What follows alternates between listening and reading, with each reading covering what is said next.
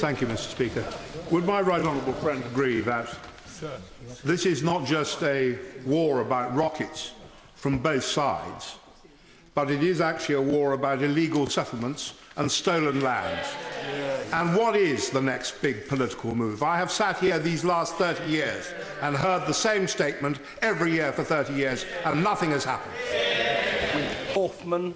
Is the right honourable gentleman aware that among the 173 innocent civilians slaughtered by the Israelis in Gaza was the inhabitant of a disabled people's home which was hit by Israeli targets, and that a hospital was hit as well?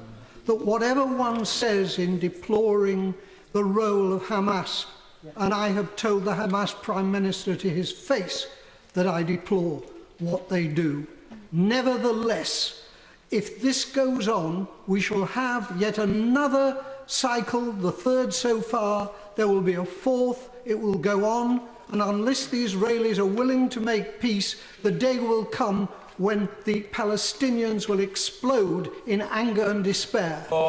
Thank you, Mr. Speaker. The whole House condemns the killing of those 3 Israelis and the burning of the Palestinian, and none of us have any truck with Hamas. But is it not clear that for all the vacuous words of the Israeli government and the IDF spokesman, that they have no regard themselves for international humanitarian law, that they place a completely different and much lower value on Palestinian life compared to Israeli life, and that this cycle will go on as long as the international community, in an effort to be even-handed, fails to say to the Israelis that the actions that they are taking are completely out with the United Nations Charter and any idea of how a civilized nation ought to behave. Ben Bradshaw. Secretary Kerry and his own Middle East minister have clearly said that it was the Netanyahu regime's relentless expansion of illegal settlements that bore prime responsibility for the collapse of the Kerry talks. When, rather than this routine language of condemnation on the settlements, can we instead have some real and meaningful action? Mr. Martin Horwood. The Foreign Secretary is absolutely right to call for a permanent end to these intolerable rocket attacks on Israel, but right too that too many civilian and children, too many Palestinian civilians and children are dying. Will he consider whether or not the favourable economic and political relationship with Israel and between Israel and the European Union should now be reconsidered in the light of the Israeli government's disproportionate response to these attacks? Burden. It is, of course, correct that the escalation, this latest escalation of tit-for-tat rockets and military strikes brings peace no closer. It just brings death and destruction. You may be aware that I, with honourable members, was in Gaza just weeks after the 08-09 Operation Cast Lead and saw for ourselves that humanitarian centres by the UN had been hit by Israeli strikes. As he said, 17,000 Palestinian civilians are now sheltering at UN centres, and the UN reports 49 of those already being damaged. As a high contracting party to the Geneva Convention, what can Britain do about this? Will he confirm that hitting humanitarian centres is a war crime? Shanara Ali. Speaker, in 2010, our Prime Minister described Gaza as being like an open-air prison with its people living under constant attacks and pressure. The latest escalation of the violence and killings has made matters unbearable. When will our government, working with the international community, actually apply pressure on the Israeli government to adhere to international law and humanitarian requirements? Because this is just completely unacceptable. Speaker, in 2010, our Prime Minister described Gaza as being like an open-air prison with its people living under constant attacks and pressure. The latest escalation of the violence and killings has made matters unbearable. When will our government, working with the international community, actually apply pressure on the Israeli government to adhere to international law and humanitarian requirements? Because this is just completely unacceptable. The greatest threat to Hamas and the greatest hope for peace is a sustainable future for Gaza and the eradication of poverty. Does the Secretary of State agree that while the Israeli blockade continues, peace cannot be achieved? Win. Mr. Speaker, the tragedy of the loss of life in the whole region surely stems ultimately from the occupation of the West Bank, the settlement policy and the siege of Gaza that's going on at the present time. What practical steps has he taken to criticise Israel for its collective punishment of the people of Gaza, destruction of water supplies and sewage plants, killing of large numbers of civilians? What sanctions does he now propose to take against Israel for acting against international law in punishing a civilian population? Emphasis. Thank you, Mr. Speaker. My right honourable friend has quite rightly said that the only foundation for lasting peace and a safe and secure Israel must be a viable and a contiguous Palestinian state. Would he therefore agree that there can be no peace until there is an end to the blockade of Gaza for even the most basic economic materials like building materials, and withdrawal of from the illegal settlements which prevent any possibility of a contiguous state on the West Bank? Thank you, Mr. Speaker. Following from the question from the honourable gentleman from Cheltenham, and whilst condemning the violence on both sides, I must say to the Foreign Secretary that the right to trade surely comes with the responsibility to uphold basic humanitarian principles. Can I urge the Foreign Secretary to investigate the possibility of a consensus for economic sanctions within the European Union as an effective means of non-violent intervention, delivering Israel to the negotiating table for the desperately needed two-state solution? Mr. Crispin Blunt. When the Minister of State answered the urgent question 2 weeks ago following the dreadful murder of the 3 Israeli teenagers, the Palestinian children death toll due to the conflict had reached 1,406. On Saturday, it reached 1,430, including the killing of 4 toddlers in the course of the last week.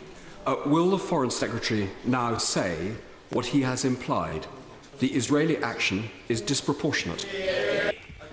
To give us a bit more insight into the thinking of his Israeli counterparts. Whilst we all accept the need for Israel to defend and deter, when he talks to the Israeli Foreign Minister, does he get any sense that it must be more difficult for Israel to defend and deter if they are holding an entire people in the largest prison camp in the world in appalling conditions? Does he get any impression that common humanity calls out for peace and justice for the Palestinian people? Andrew Slaughter.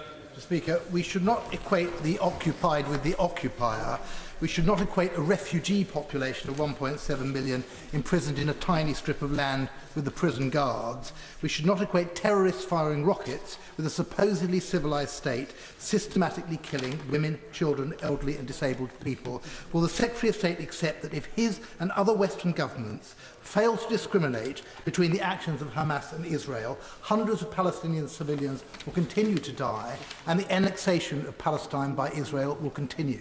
Taggart. Thank you, Mr. Speaker. I agree with the Foreign Secretary that what's needed is a ceasefire to provide relief to the people of Gaza and to restart the peace process. But isn't it too late? In all the 17 years I've been in this House, progress towards a two-state solution has been in reverse. Just last year, the UN predicted that potable water in Gaza would run out by 2016. The Palestinian officials are reporting that the Israelis are targeting water and sewage supplies. And already before this latest attack, the people of Gaza were spending 30 pence out of every pound on safe drinking water. How are we going to make sure that they can live while we carry on this argument? Karen Buck. Mr. Speaker, with half of the population of Gaza aged under 18 locked in an open prison in one of the most densely urban concentrations in the world, there was never any prospect that children would not be the disproportionate victims of this military action. And now we see tens of thousands of homes without electricity and a rapid deterioration of the humanitarian situation. What urgent representations can he make now to ensure that while we wait for the ceasefire, which will inevitably come, we do not see a further worsening of a catastrophic humanitarian situation? Cathy Jameson. Thank you, Mr Speaker. The Foreign Secretary has already acknowledged the importance of access to water and sanitation. Would he therefore say what assessment he's made of those reports that Israeli aircraft have been targeting water wells, and if they have, that is a clear breach of international law? Sir Bob Russell.